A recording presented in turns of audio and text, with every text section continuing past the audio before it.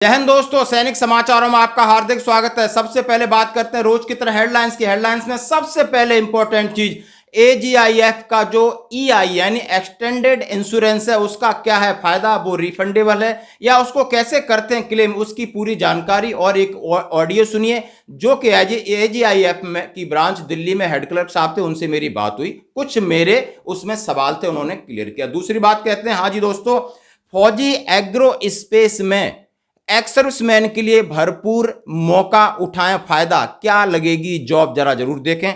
और बात करूंगा एमएसपी पर वकील की दलील, आखिर जज साहब को और कौन से डॉक्यूमेंट चाहिए जो कि उन्होंने अगली तारीख और समय निर्धारित किया है, उसमें कौन सी फाइल लगेगी और कौन सी तारीख है। खबरें करते हुए साथ से सबसे पहले मैं बात करूंगा एजीआईएफ आर्मी ग्रुप इंश्योरेंस फंड और उसका ईआई एक्सटेंडेड इंश्योरेंस का जो पैसा कटता है। हाँ जी, पहले सबसे पहले मैं आपको अपना फॉर्म दिखाऊंगा जो कि मैं 2020 फरवरी में रिटायर्ड हुआ था, हमारे लिए क्या एप्लीकेबिलिटी है और इसका क्या है फायदा। फिर समय सीमा के अनुसार एक चार्ट आपके सामने मैं प्रोड्यूस करूंगा। सबसे पहले आप ये देख सकते हो, इस पर लिखा extended army group insurance certificate यानी ईआई जिसको बोलते हैं। इन सर्टिफिकेट इसमें लिखा है to be surrendered on the death of insurance AGI fund. प्रमाण पत्र यानी आपका सर्टिफिकेट नंबर क्या है, जारी करने की तारीख आपकी 1/3/2020। मेरा नंबर स्वयं का है, जेसी स्वैंडसो, रैंक सूबेदार मेजर, नेम मेरा नाम, कोर आर्टिलरी रिकॉर्ड से हूँ, डेट ऑफ बर्थ मेरी क्या है, सेवानिवृत्ति की तारीख 29/2/2020, valid period of EI cover from 1/3/2020 यानी मैं रिटायर्ड हुआ उसके दूसरे दिन से 1 मार्च 2020 से प्रभार भी है, और 31/12/2047 तक है परमिशन। 31/12/2047 तक 5 लाख का इंश्योरेंस है, यानी इसके बीच में यदि कोई भी इस तरह हो जाता है, बंदा चला जाता है इस दुनिया से, उसको नेक्स्ट ऑफ किन को 5 लाख रुपए मिलेंगे। और उसके लिए उन्होंने कितना पैसा काटा है, one time non refundable premium paid as 54,401 54,401। अब ये लिखा है वापस नहीं होने वाला प्रीमियम, लेकिन अब ये कई लोगों को, पीछे वालों को पता नहीं होगा, उनका वापस भी था, कंडीशन थी रिफंडेबल या नॉट रिफंडेबल, वो भी कब किस पीरियड में बताऊंगा। फिर आपका क्या है नॉमिनी विद रिलेशनशिप, आगे क्या है, फिर इसके अंदर एक डिक्लेरेशन फॉर्म दिया हुआ है और ये इस तरीका फॉर्म है जो कि आपने अपने पास रखना है। अब बाकी इसके फायदे क्या हैं, क्या चीजें हम बता देते हैं। ये 1 जनवरी 1981 से शुरू हुआ, तब 3,000 रुपए कटते थे, उसके बाद 89-94 के बीच में 50,000 रुपए कटने लगे, और उसके बाद 1 अप्रैल 94 के आसपास में, तो आपको बताता हूं, से 30 जनवरी 99 1 लाख रुपए कट इंश्योरेंस था उसका। और 20 साल तक, याद आप 20 साल तक आपका जीवन है और 17 साल तक आपकी उम्र है, 70 साल तक उम्र है और इसके बीच में इंसिडेंट हो जाता है तो उसको 1 लाख रुपए थे। फिर 1 जुलाई 99 से 3/12/2004 तक 1.5 लाख का इंश्योरेंस हुआ, और आपको 20 साल तक आप जीवित हैं या 72 साल उम्र तक जीवित हैं तो आपको इसका फायदा मिलेगा, लेकिन रिफंडेबल नहीं था। इसी तरह 31/12/2004 से 29 जनवरी 2009 तक बड़े पीरियड में 2 लाख का इंश्योरेंस कवर है। 26 साल यानी आप रिटायर्ड हुए उससे 26 साल तक आप जीवित हैं या 75 साल उम्र तक जीवित है, जो भी पहले हो जाए उसको इसका लाभ मिलेगा। 2 लाख रिफंड करा सकते हो बीच में, और ये जो पैसा कटा है वो रिफंडेबल नहीं था। इस तरह फिर 3 लाख हुआ 2009 से 10 तक के बीच में, सेम कंडीशन रही। फिर 2010 से 13 तक के बीच में जो लोग, हाँ ध्यान दें, जो लोग 31/12/2010 से 30/12/2013 के बीच में आए हैं उनका 5 लाख का उनका इंश्योरेंस था और उन्हें रिफंडेबल था। दोस्तों यदि आप 26 साल और 75 साल से ज्यादा के हो गए, आप 75 साल से उम्र ज्यादा के हो गए, तो आपका जो पैसा उसमें कटा है वो आपको वापस मिलेगा। यानी 9/10 से, यानी 13 जून 2009 से और 30/12/2013 तक जो पैसा आपका कटा है वो मिलेगा, हमारा नहीं मिलेगा लेकिन इन लोगों के बीच का मिलेगा। फिर आगे किसको मिलेगा, फिर 2014 यानी 2014 31/12/2014 तक के पैसा उनका भी रिफंडेबल है, जो कि 5 लाख का इंश्योरेंस कवर था। रिटायर के 30 साल तक वो जीवित हैं और 80 साल तक उम्र है, उसके बाद आपका रिफंडेबल मिल जाएगा, और बीच में यदि आप भगवान के प्यारे होते हो तो 5 लाख का इंश्योरेंस मिल जाएगा। 1/4/2017 से 31/12/2021 5 लाख का इंश्योरेंस है। आप 30 साल जीवित है, उसके बीच में 80 साल उम्र का है और उसके बाद का रिफंडेबल नहीं है, और ये 75 साल तक का भी रिफंडेबल नहीं है। यानी बीच में रिफंडेबल हुआ है आपका 9 से 14 तक। और अब जो लेटेस्ट पॉलिसी है 1 जनवरी 2022 से लगा करके 31/5/2022 5 लाख का इंश्योरेंस था, और अभी 1/6/2022 से लगाकर टिल टाइम 7.5 लाख का इंश्योरेंस है। 30 साल तक आप जीवित रहते हैं, 75 साल उम्र तक रहते हैं, और ये पैसा आपका रिफंडेबल है। जितना भी कटेगा आपका करीब 70-80 हज़ार कटेगा, रिफंडेबल है। ये अपडेट है एजेआईएफ से, और मेरी बात हुआ तो उन्होंने बताया सब ये एक्सटेंडेड इंश्योरेंस है। आप एजेआई में रहे तो किसी का रिफंडेबल होता है, किसी का नॉट रिफंडेबल होता है, जो पैसा कटता है ना।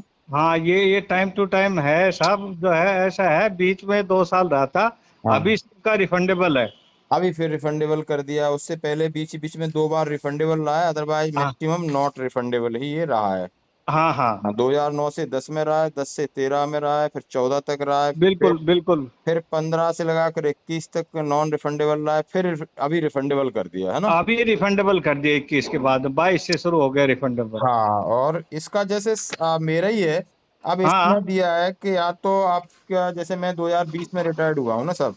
2003 में। 2020 में, 20 में।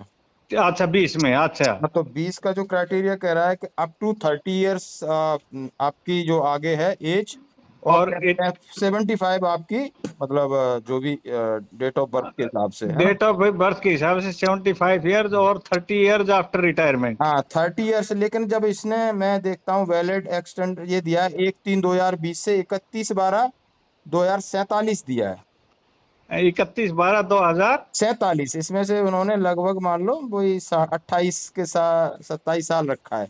ऐसा क्यों? हाँ हाँ, ऐसा इसलिए ना, आपकी डेट ऑफ बर्थ पहले विच एवर इज अर्लियर आ जाएगा ना उसमें। अच्छा अच्छा, ये डेट ऑफ बर्थ के हाँ, हिसाब से तो वो आ जाएगी, इसलिए वो इसका दिया। 75 ईयर जो आपकी पहले हो जाएगी। ओके, हाँ, which ever earlier, okay, so nice. Which ever is earlier है। हाँ हाँ, तो 2 कंडीशंस हैं इसमें कि जो भी आप क्लेम कर सकते हो उसमें डेथ सर्टिफिकेट है, आपका कैंसिल चेक है, आधार कार्ड है, एक्सटेंड एआई का फॉर्म है। ये सारी चीजें लगा के आप ब्रांच में भेजिए और आपका पैसा आपके खाते में आ जाएगा। तो ये 2 प्रकार की जानकारी। एक ऐसी जानकारी है कि जिसके साथ कोई अनहोनी हुई है तो उसको जो इंश्योरेंस का फंड है 5 लाख या पीछे 2 लाख 3 लाख वो मिलता है। यदि नहीं हुआ है तो किसी का पैसा जो कटा है वो भी वापस मिलेगा। उसका पीरियड मैंने बता दिया, मैं दोबारा बताऊं कि 30 जून 2009 से और 31/12/2014 तक के जो पीरियड के रिटायरीज हैं उनका जो पैसा कटा है, ध्यान रखे, आप उस उम्र को पार कर जाते तो आपको वापस मिलेगा। और ये पॉलिसी अभी फिर जून 2022 से लागू कर दी है रिफंडेबल की। तो ये थी एक जानकारी, ऑडियो भी आप सुनिए। अब दूसरी खबर की तरफ बढ़ते हैं। फौजी एग्रो स्पेस, यानी एक लेटर है रक्षा मंत्रालय के तीनों सेनाओं के प्रमुख सभी कमानों को और पीएमओ को कॉपी भेजी है। उन्होंने लिखा है कि सेवानिवृत्त अधिकारी, एक्स सर्विसमैन, सीपीएफ, उनके परिवारों के लिए अवसर। अवसर क्या है, कौन सी है? ये एमएचए ने दिया है। द कंपनी, हमारी कंपनी फौजी एग्रो स्पेस सेवानिवृत्त अधिकारियों, एक्स सर्विसमैन, सीपीएफ, उनके परिवारों को उद्यमिता, स्वरोजगार अवसर प्रदान करने के लिए डीआईपीटी पंजीकरण है। इस तारीख से हमें यानी 34 लाख, मतलब 34 लाख सेवानिवृत्त फौजी पेंशन भोगी हैं। अद्यतन आंकड़े किए जाएं तो 750 जिले हैं। एक जिले में लगभग 4500 से अधिक फौजी हैं। कृषि और रक्षा में ड्रोन संचालन, भारत सरकार के हाल ही में एक राष्ट्रीय ड्रोन नीति और एक राष्ट्रीय जीआईएस नीति की घोषणा की है।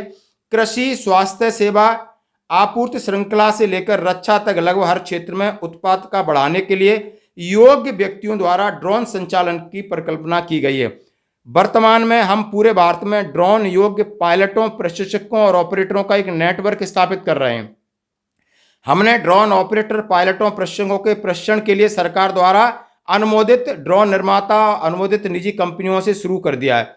कृषि मंत्रालय सेवानिवृत्त रक्षा कर्मियों के अवसर प्रदान करने के लिए कृषि मंत्रालय के साथ काम कर रहे हैं। यानी उनका है कि आपसे अनुरोध है कि कृपया इस जानकारी को सेवानिवृत्त अधिकारियों, एक्स सर्विसमैन और पैरामिलिट्री फोर्सेस के जो भी हैं उन तक पहुंचाएं, लाभान्वित हो सकें। यदि किसी को प्रशिक्षण या ड्रोन ऑपरेटर या ड्रोन पायलट, ड्रोन प्रशिक्षण रुचि रखने वाले, नीचे लिखा है इस नंबर पर संपर्क करें। लिखा है कमांडर कुलदीप मित्तल, वाईएसएम, जो सेवानिवृत्त है, नई दिल्ली, इनका नंबर है। फौजी एग्रो स्पेस यूजी, यानी नई दिल्ली इनका ऑफिस है गुरुज पे। यानी मूल मतलब है कि आपको ड्रोन समझते हो आप, छोटे छोटे जो आपने कैमरे देखे होंगे या छोटे छोटे बड़े जहाज या यूएवीज देखे होंगे, या आप पायलट रहित विमान बोलते हैं या उनको ड्रोन बोलते हैं, जो आपको दो कृषि सेक्टर है या स्वास्थ्य सेक्टर है वहाँ पर इनके लिए इन्होंने कंपनी है कि जो भी एक्स सर्विसमैन है जाके इसमें ट्रेंड हो सकते हैं, उनको जॉब मिलेगी। जरूर बात करें, एक सम्मानजनक है। बाकी पेंड क्या चीज़ है, पैसा क्या है, बाकी चीज़ें आप फोन पे बात कर सकते हैं। बढ़ते हैं अगली खबर की तरफ। एमएसपी पर वकील की दलील क्या है। आखिर उन्होंने कहा है कि यानी ये सुनवाई होनी थी और जब जज साहब को कोई एक इमरजेंसी मीटिंग कोई बुलानी पड़ी, कोई मीटिंग हो सकती है किसी भी प्रकार की, जुडिशली मीटिंग कॉल की 3:30 बजे, तो 3 बजे का टाइम था, वो पॉसिबल नहीं था। और उन्होंने कुछ अतिरिक्त एफिडेविट पर मंत्रालय से, कुछ डिपार्टमेंट से कुछ डॉक्यूमेंट ही मांगे।